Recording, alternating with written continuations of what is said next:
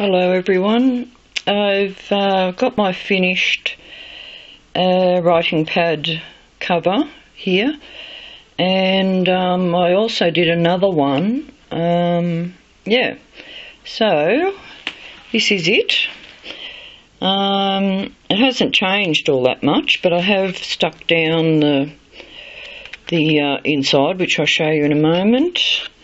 And I don't think that glitter gel is going to show up very well. It just gives it a really nice sparkle.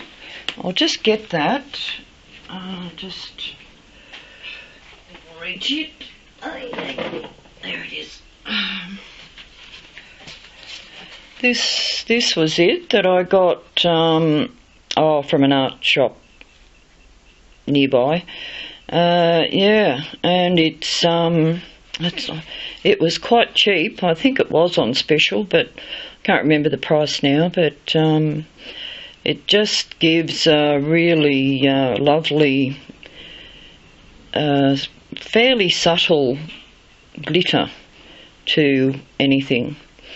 I think I've got a gold and a silver or an opal or something. Anyway, that is on there. And yeah, I don't think it's going to really show up, but it's lovely stuff to use. I should have shown, anyway, that just holds it together, and it will hold a pen in there. Didn't show that very well, but never mind. With this one, I actually ended up having to trim the cardboard backing of the notepad, writing pad, because when I glued it together, it was just not fitting that well, and I decided that the top section of the writing pad, which I did have tucked up in there, decided that didn't really work that well, and it's not really that necessary because the cover covers the paper. So I've just tucked this little book in that I got from Deb Packwood Artsology on YouTube. So just to say, you can tuck something in there. And so that's the finished thing.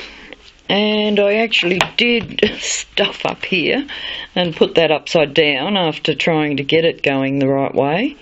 But once again, doesn't matter that much. And I'll probably use this one because I don't know, I'm just often looking for pens and paper and, so, yeah. And this just slips on. So, it's not absolutely necessary, but kind of finishes it off. And like I said, a pen will like hold a pen in there. Yeah, so that was that one finished, and I was really happy with it. And so I did do a second one and used the images that I was going to use on the other one.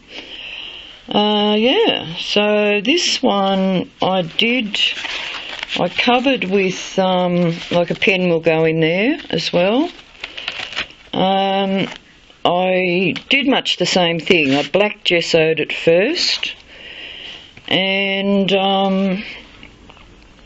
I did put some